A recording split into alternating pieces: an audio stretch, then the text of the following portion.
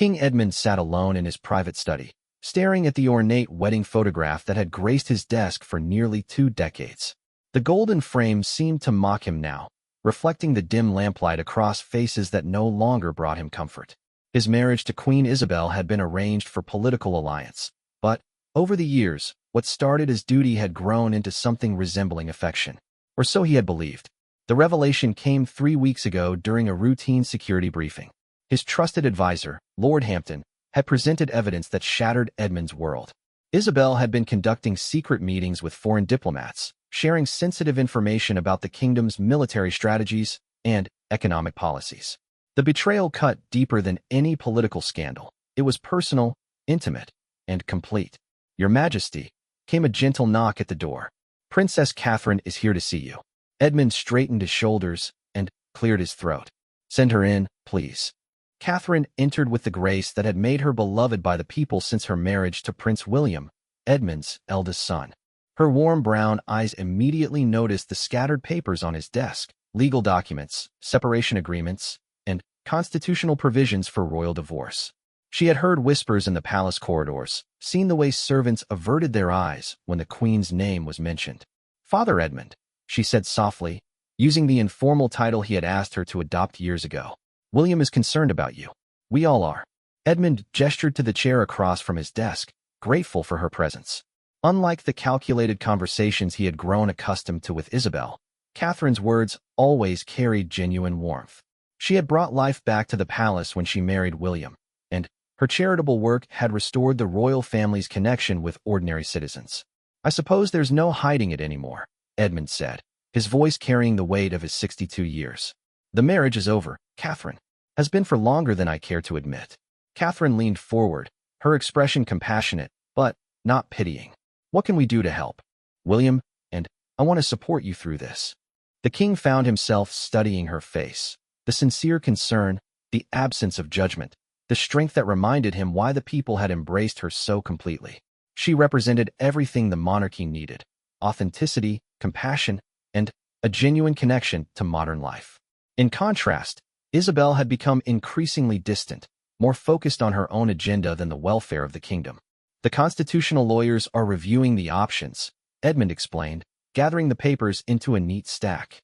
"A royal divorce hasn't happened in 3 generations. The process will be complicated. But it's what you need," Catherine said firmly. "Everyone deserves happiness, even kings." Her words struck him with unexpected force.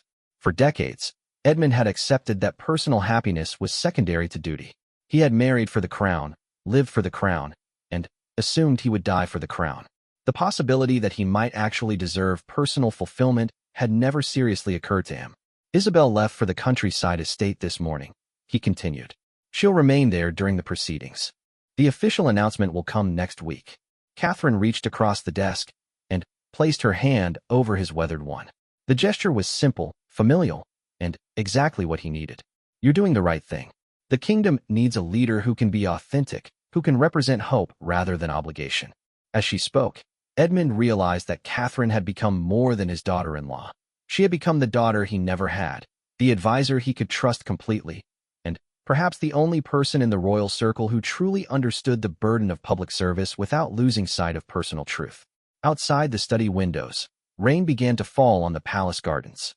Inside, for the first time in months, Edmund felt the possibility of a new beginning. The conversation continued late into the evening, covering practical matters of the divorce proceedings, the impact on William and their children, and the delicate task of managing public perception. Catherine proved to be remarkably insightful about the political implications. Her years of public appearances had given her a keen understanding of how the people viewed the royal family. She suggested ways to frame the separation that emphasized Edmund's commitment to the kingdom rather than personal failure. "The people want to see strength," she explained. "Not the strength to endure a broken marriage, but the strength to make difficult decisions for the greater good." By the time she left that evening, Edmund felt lighter than he had in years. The path ahead remained challenging, but he no longer felt alone in walking it. Catherine's support had reminded him that sometimes the most important alliances are formed not through political calculation, but through genuine human connection. The next morning brought fresh challenges, but also fresh hope. Edmund began each day with new resolve. knowing that whatever lay ahead, he had found an unexpected ally in the one person who truly understood both the weight of the crown and the importance of remaining true to oneself. The palace had never felt larger or more echoing than it did in the weeks following Queen Isabel's departure. Edmund found himself avoiding the royal quarters where reminders of his failed marriage lurked in every corner. From the expensive artwork Isabel had insisted on purchasing to the formal dining room, where they had shared countless silent meals. Instead, he discovered refuge in the informal family wing where William and Catherine maintained their private residence. It began innocently enough, casual dinners with his son's family, reading bedtime stories to his grandchildren, Prince George and Princess Charlotte. But, gradually, these visits became the highlight of Edmund's days. Catherine had an extraordinary gift for creating warmth wherever she went. The family dining room, decorated with the children's artwork rather than priceless paintings, felt more like home than any space Edmund had known in decades. Here, conversations flowed naturally between topics of state and family life, between serious discussions about the kingdom's future and George's fascination with toy soldiers. "Grandfather," Princess Charlotte announced one evening, climbing onto Edmund's lap after dinner. "Mama says you're sad because grandmother Isabel went away. Are you going to be okay?" The directness of children always surprised Edmund. In the formal court, questions were layered with protocol and hidden meanings. Charlotte simply wanted to know if her grandfather would be all right. "I'm getting better every day," Edmund told her honestly, meeting Catherine's eyes over the little girl's head. "Especially when I spend time with people who care about me." Catherine smiled, and Edmund felt that familiar warmth he had come to depend on. She had an intuitive understanding of what he needed. Sometimes conversation, sometimes comfortable silence, sometimes just the reassurance that someone was genuinely concerned about his well-being rather than political implications. The divorce proceedings moved slowly through constitutional channels. Edmund met regularly with legal advisors, parliament members, and church officials.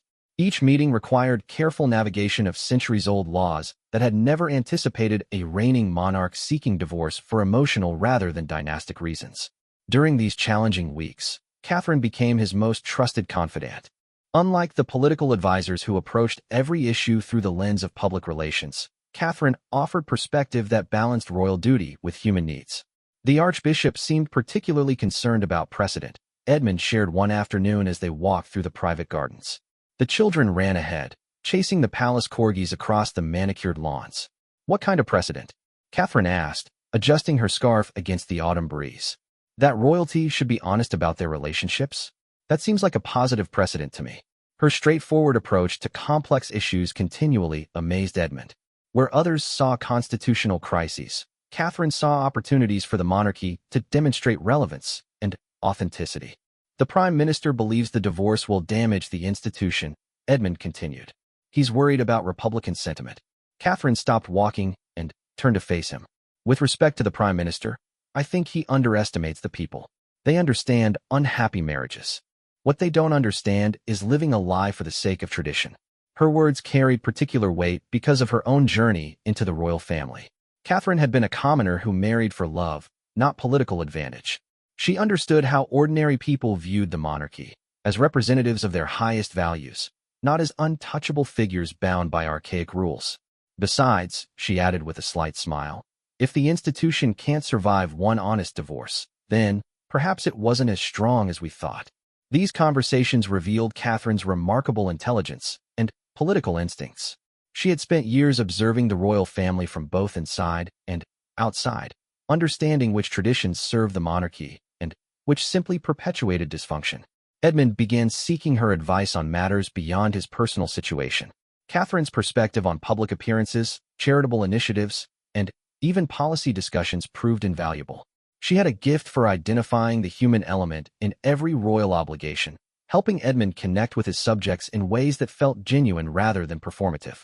"You're different lately," William observed one evening after dinner. The three adults sat in the living room while the children played nearby. "More present, more yourself." Edmund considered his son's words. Since Isabel's departure and the beginning of regular conversations with Catherine, he had indeed felt more centered, more confident in his decisions. "Your wife has been a tremendous help," Edmund replied, looking at Catherine with gratitude. "She's helped me remember why we serve, not just tradition, but people." Catherine blushed slightly and used to such direct praise. I think you always knew that. You just needed permission to act on it. The observation was typically insightful. Edmund had spent so many years focusing on what he couldn't do, what protocols prevented, what traditions demanded. Catherine's influence had shifted his attention to what was possible, what could be authentic, what might actually serve the kingdom's best interests. As autumn deepened into winter, the palace began to feel less like a mausoleum and more like a working home. Edmund spent mornings handling official business with renewed energy, afternoons with constitutional lawyers advancing the divorce proceedings, and evenings with his son's family, planning for a future that seemed brighter than any he had imagined in years. The media had begun speculating about the king's improved demeanor and increased public appearances. What they couldn't know was the source of this transformation.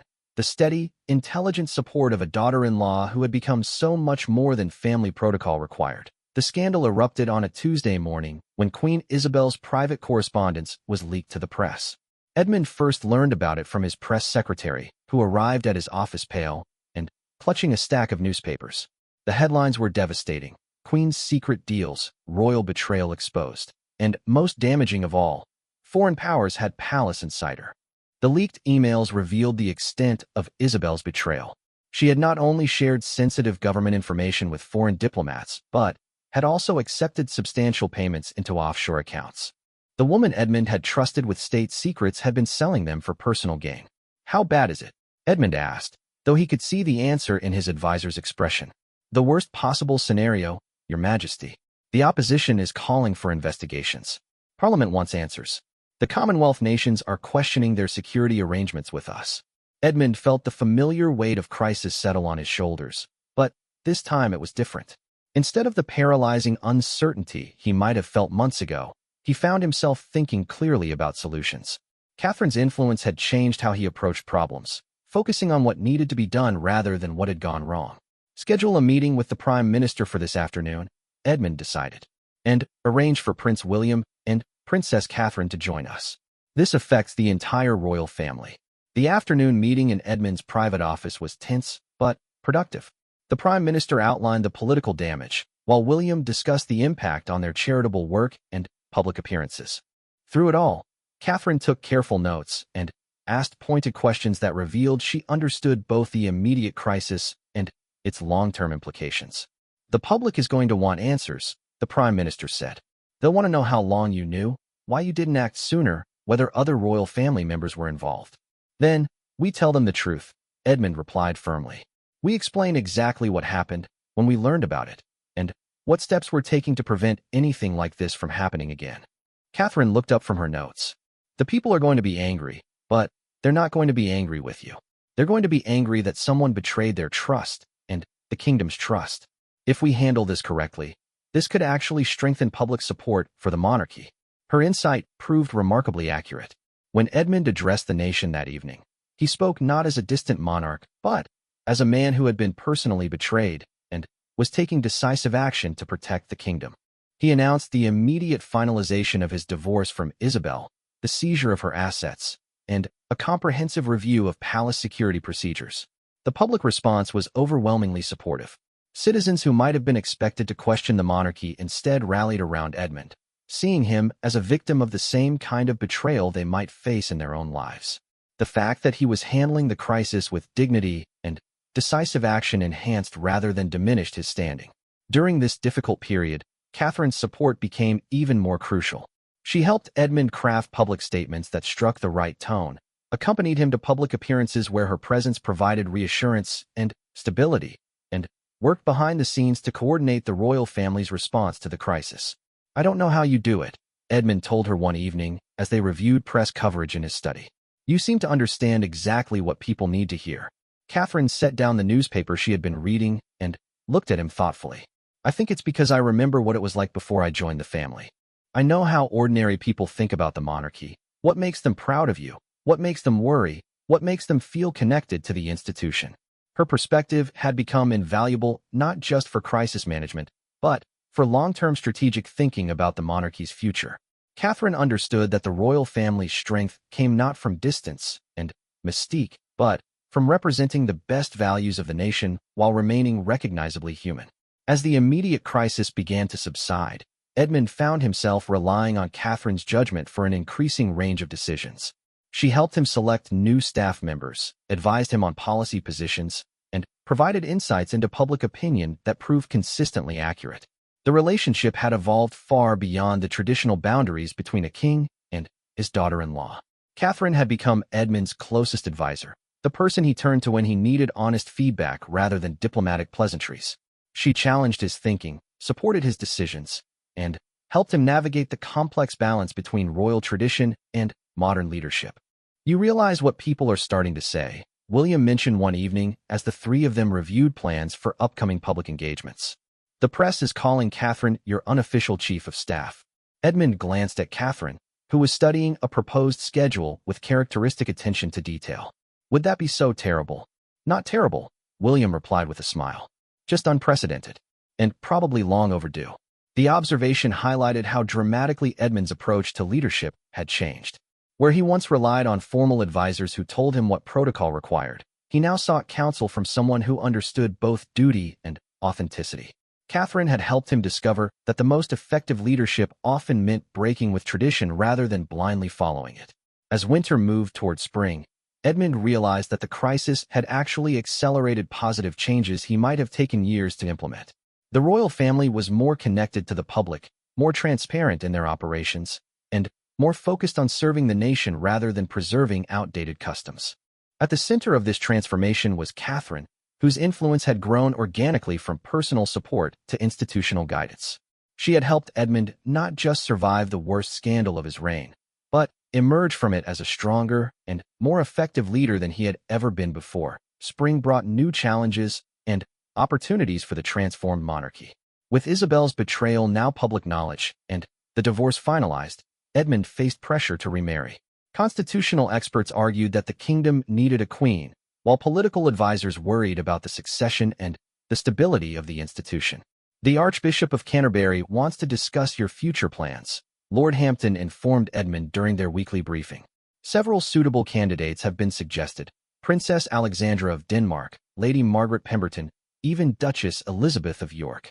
Edmund set down his pen and looked out the window at the palace gardens where Catherine was teaching his grandchildren to plant vegetables. The sight had become a symbol of the changes he valued most: tradition balanced with practical life, duty combined with genuine joy. "And what do you think of these suggestions?" Edmund asked his advisor. "All excellent choices, Your Majesty. Each would bring different advantages: political alliances, social connections, charitable expertise." Edmund nodded thoughtfully. For months, he had avoided this conversation, knowing it was inevitable, but dreading the return to marriage as political calculation. The prospect of another arranged relationship felt like stepping backward into the unhappiness he had finally escaped. "I'll consider their recommendations," Edmund replied diplomatically, though his heart wasn't in the discussion. That evening, as had become their custom, Edmund joined William's family for dinner. The conversation flowed easily between George's upcoming school play, Charlotte's latest artwork, and plans for the summer holiday at Balmoral. These ordinary family moments had become precious to Edmund, reminding him that happiness was possible even within the constraints of royal life. After the children were in bed, the adults lingered over coffee in the sitting room. William was reading government papers while Catherine worked on correspondence for her charitable foundation. The scene was peaceful, productive, and exactly the kind of evening Edmund had never experienced with Isabel. "The Council of Advisors met today," Edmund mentioned casually. "They're insisting I need to remarry soon." Catherine looked up from her letters, her expression unreadable. "And what do you think?" "Honestly, the thought of another marriage of convenience exhausts me." Edmund set down his coffee cup and leaned back in his chair. "I've had 20 years of polite conversation at breakfast, formal dinners with nothing to say to each other, and sharing a life with someone who never really knew me." William glanced between his father and his wife, sensing undercurrents in the conversation that went beyond simple discussion of remarriage prospects. "Maybe this time could be different," Catherine suggested quietly. "Maybe you could marry someone you actually care about, someone who understands the responsibilities but also understands you as a person." Her words hung in the air between them. Edmund found himself studying her face, the intelligence in her eyes, the strength in her bearing, the warmth that had sustained him through the most difficult year of his reign. She had become so much more than family. She had become his closest friend, his most trusted advisor, and the person whose presence made even the heaviest days manageable. Catherine, Edmund said slowly, knowing he was about to cross a line that couldn't be uncrossed. What if I told you that I've already found someone like that? The silence stretched between them, charged with possibility and complicated by the reality of their existing relationships. William set down his papers, suddenly, alert to the weight of the conversation. Father, William said carefully, what are you saying? Edmund took a deep breath, knowing that honesty was his only option. I'm saying that this year has taught me the difference between duty without joy and duty with genuine partnership. I've learned what it means to have someone who makes me a better king and a better man. Catherine's cheeks flushed, and she looked down at her hands. Edmund, this is complicated. More complicated than being married to someone who betrayed our kingdom. Edmund asked gently. More complicated than spending another 20 years in a loveless arrangement? More complicated than denying what we all know has developed between us. The truth was finally spoken. For months, their relationship had deepened beyond the typical bonds between in-laws. They had supported each other through crisis, discovered they shared values and vision for the kingdom's future, and developed the kind of partnership that Edmund had never thought possible in a royal marriage. William stood and walked to the window, processing his father's revelation. So you're saying you want to marry Catherine? My wife. I'm saying I've fallen in love with someone who happened to marry my son first, Edmund replied honestly. I'm saying that in trying to support me through the divorce, Catherine has shown me what a real partnership looks like. And I hope, that she might feel something similar. Catherine finally looked up, tears in her eyes. I do, she whispered. I care about you deeply. More than I should, more than I expected. But, William, is the person you married, William finished for her. The father of your children, the man you've built a life with. The complexity of the situation settled over all three of them. This wasn't a simple matter of romantic love. It involved the future of the monarchy, the stability of William and Catherine's marriage, and the welfare of the grandchildren who had brought such joy to Edmund's life. I need time to think, Catherine said, standing abruptly. I need to process this. She left the room, leaving father and son to face the consequences of Edmund's confession. William turned from the window, his expression thoughtful rather than angry. Do you really love her? William asked. More than I've ever loved anyone, Edmund replied without hesitation. She's changed everything about how I see my role, my possibilities, my future.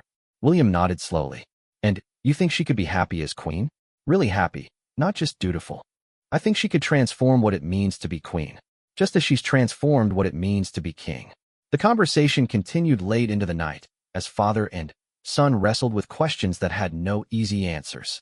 By morning, they had reached no conclusions, but they had established that whatever happened next would be based on honest consideration of everyone's happiness rather than simple adherence to traditional expectations. The future of the monarchy now depended not just on political calculations, but on the human hearts at the center of an unprecedented royal dilemma. The following weeks were filled with careful conversations, sleepless nights, and gradual acceptance of an extraordinary situation. Catherine spent long hours walking the palace grounds, wrestling with feelings she had never expected and responsibilities she had never imagined. William struggled between his love for his wife and his understanding of his father's transformation. Edmund waited with patient determination, knowing that the decision ultimately belonged to the people he loved. The breakthrough came during a family weekend at Balmoral, away from the pressures and protocols of London.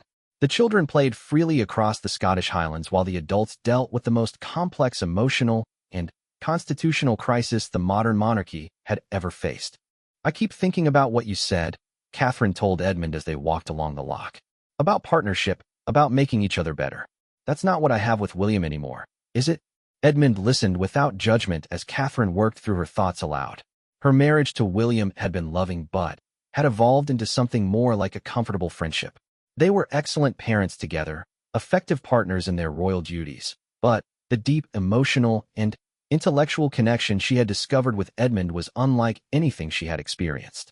William and I have talked, she continued. Really talked, maybe for the first time in years. We both recognize that we've grown into different people than we were when we married. He wants to focus on his environmental work, travel more, live more freely. And you want to help rebuild the monarchy for the future, Edmund finished gently. I want to stand beside you as we modernize this institution. I want to help you show the world that duty and happiness don't have to be opposites. I want to be your partner in the truest sense." That evening, the three adults gathered in the library while the children slept. William had spent the day fishing and thinking, coming to terms with the reality that his marriage had become more obligation than joy for both him and Catherine. "I have a proposal," William said, settling into his chair by the fireplace. "What if we approach this differently than anyone expects?" His plan was unprecedented, but carefully considered. William proposed that he and Catherine divorce amicably, with joint custody of their children and continued collaboration on royal duties. William would retain his place in the succession, but step back from day-to-day royal responsibilities to pursue his passion for environmental conservation. The children would have both parents actively involved in their lives, William explained. Catherine would become queen with someone who truly values her partnership. And I would be free to do the work that really matters to me without the constraints of traditional royal expectations. The proposal required careful legal and constitutional review, but it offered a solution that prioritized everyone's happiness over mere tradition. Over the following months, the plan was refined with help from constitutional lawyers, child psychologists, and trusted advisors. The announcement to the public was carefully crafted to emphasize the family's commitment to both royal duty and personal authenticity. The divorce was presented as an amicable decision that would allow both William and Catherine to serve the kingdom more effectively in their preferred roles. To everyone's surprise, public reaction was largely supportive. Citizens appreciated the honesty and the innovative approach to balancing personal happiness with royal responsibility. Catherine's popularity remained high, with many people expressing excitement about her future role as queen. The wedding of King Edmund and Catherine took place in late summer, a year after Isabel's departure from the palace. The ceremony was smaller than traditional royal weddings, but more meaningful, emphasizing the couple's shared commitment to serving the kingdom together. Catherine's transformation from princess to queen was remarkable to witness. She brought fresh energy to traditional ceremonies, innovative approaches to charitable work, and a genuine connection with citizens that strengthened the monarchy's relevance in modern society. William found greater fulfillment than he had experienced in years, dividing his time between his environmental foundation, co-parenting his children, and occasional royal appearances. The unconventional family structure worked better than anyone had expected, with the children thriving under the care of parents who were happier and more authentic in their chosen roles. "Do you ever regret it?" Edmund asked Catherine one evening as they reviewed their schedules in the study that had once felt like a prison. "Never," Catherine replied without hesitation. "This is what partnership should feel like. This is what leadership should accomplish. This is what life should be when duty and happiness support each other." Looking back, Edmund realized that Isabel's betrayal had been the catalyst for the most positive transformation of his reign. By forcing him to confront the failure of his first marriage, the crisis had opened the door to discovering what a true partnership could accomplish. The kingdom prospered under their joint leadership. Catherine's insights into public opinion helped Edmund make decisions that strengthened rather than isolated the monarchy. Their shared vision for progressive royal service inspired young people and reassured older citizens that tradition could evolve without losing its essential meaning. On quiet evenings, when official business was finished and family dinner was done, Edmund often reflected on the unexpected journey that had brought him to this point. The scandal that could have destroyed his reign had instead revealed the person who would help him build his greatest legacy. Catherine had taught him that the strongest institutions are built not on rigid adherence to the past, but on the wisdom to adapt tradition to serve contemporary needs. Together, they had proven that even monarchies could embrace change, choose happiness, and emerge stronger from the courage to follow their hearts while honoring their responsibilities to the people they served. The crown that had once felt like a burden had become a symbol of possibility, worn by partners who had chosen each other freely and led their nation with both duty and joy.